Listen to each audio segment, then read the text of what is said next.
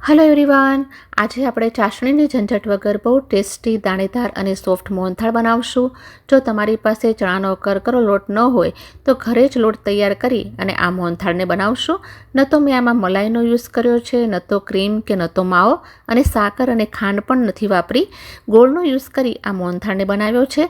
Tips અને ટ્રિક્સની સાથે એકદમ ટેસ્ટી મોહનથાળની રેસીપી શેર કરી છે.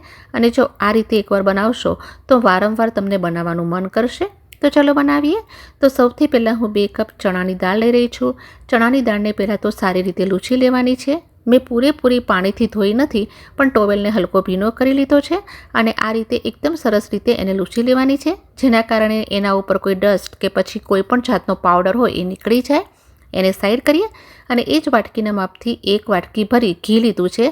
1 વાટકીની ઉપર મેં 3 ટેબલ સ્પૂન ઘી વધારે લીધું છે અને એ જ વાટકીના માપથી ગોળ લીધો છે. મેં જેમ કીધું કે હું અહીંયા મલાઈ, માવો કે ક્રીમ યુઝ નથી કરી રહી, એટલે 3 ટેબલ સ્પૂન ઘી વધારે યુઝ કરશું.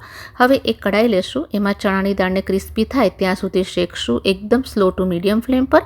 જે પણ મોઇસ્ચર હોય એ ઉડી જશે અને તમે ડિરેક્ટલી એને મિક્સી જારમાં પીસશો તો એ સરખું નહીં પીસાય. તો તમારે ચણાની દાળને 5 મિનિટ જેવું મીડિયમ ફ્લેમ પર શેકી લેવાનું. થોડો કલર ચેન્જ થાય ત્યાં સુધી પણ શેકી શકો છો. હું માત્ર ક્રિસ્પી થાય ત્યાં સુધી ફક્ત 5 મિનિટ માટે શેકી લઈશ. મિક્સીની બ્લેડ શાર્પ ન હોય તો પણ દાળ શેકેલી હશે તો ઇઝીલી ગ્રાઇન્ડ થઈ જશે.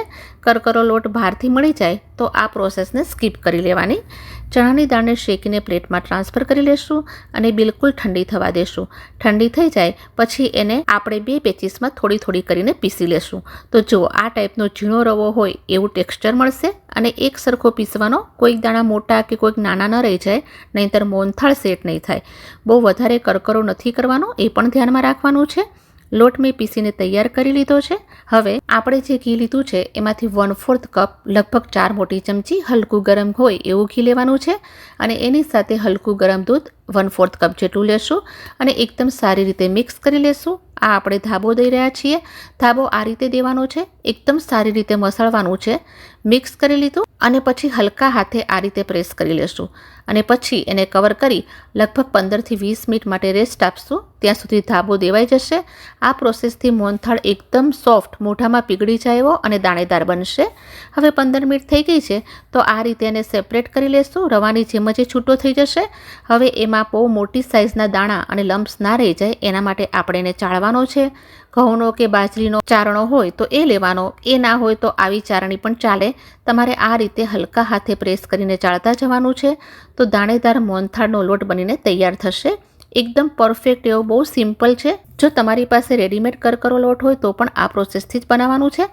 હવે જે બચેલું ઘી છે એ કડાઈમાં લેશું. ઘીને ગરમ કરવાનું છે. જોઈ લેવાનું કે ઘી ગરમ થયું છે કે નહીં. તો મેં ચેક કરી લીધું છે.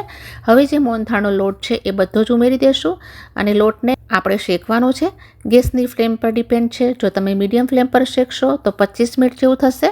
સ્લો ફ્લેમ પર શેકશો તો 30 મિનિટની આસપાસ થશે. હું મીડિયમ ફ્લેમ પર 20 થી 25 મિનિટ જેટલું શેકી લઈશ.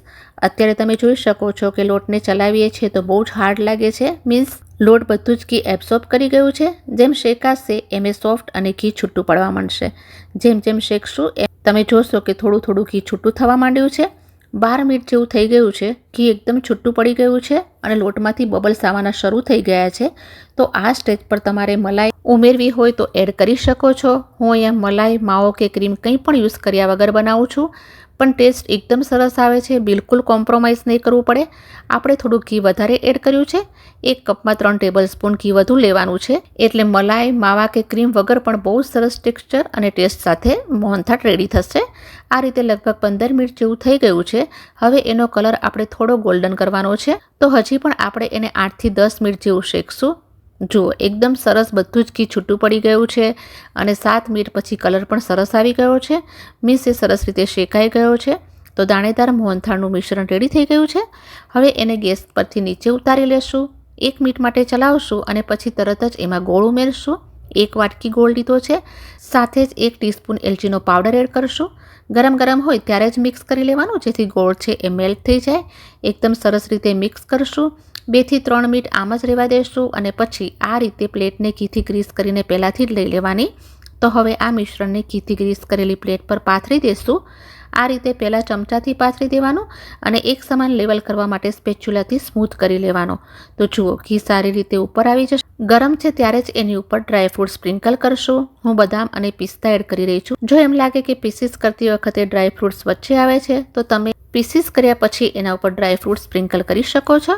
અને હવે જ્યારે હલકા ગરમ હોય ત્યારે જ મિશ્રણ પર કટ લગાવી લેશું. એ એકવાર સેટ થઈ ગયો પછી થોડું મુશ્કેલ થશે પીસીસ કરવા, એટલે પહેલાં જ કટ લગાવી લેવાના. અને હવે એને 1 કલાક જેવું ઠંડુ થવા દેશું. 1 કલાક પછી જુઓ તો એકદમ સેટ થઈ ગયો છે.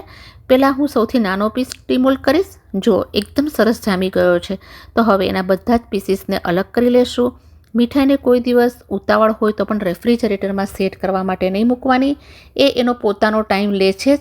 જો રેફ્રિજરેટરમાં મૂકશો તો એનું ટેક્સચર એકદમ અલગ થઈ જશે. તો જુઓ એકદમ પરફેક્ટ સેટ થયો છે. દાણેદાર અને સોફ્ટ, ચાસણીની ઝંઝટ વગર, મલાઈ, માવા કે ક્રીમ વગર એકદમ સરસ ટેસ્ટી મોહનથાળ બનીને તૈયાર થયો છે.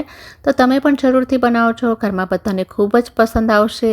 તો આજની આ ગોળવાળી મોહનથાળની રેસીપી તમને પસંદ આવી હોય તો please like, share and subscribe to my channel. જલ્દી ફરી મળીશ નેક્સ્ટ વિડીયોમાં. Till then take care and thanks for watching.